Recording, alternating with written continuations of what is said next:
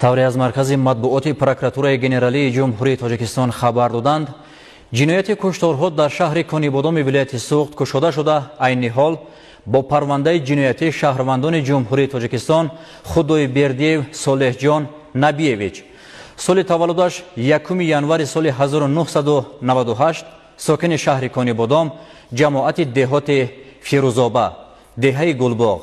Тухтаев Аҳадҷон Насибҷонович, соли таваллудаш 10 майи соли 1997, сокини шаҳри Конибодом, ҷамоати деҳоти Фирӯзоба,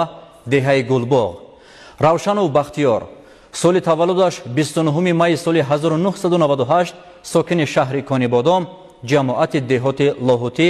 деҳаи Санҷидзор; ва Одилов Манучер Солиҷонович, соли таваллудаш 22 апрели соли 1996, сокини шаҳри Конибодом, ҷамоати деҳоти Ҳамробоев, кӯчаи Абдуллоев дастгир карда шуданд.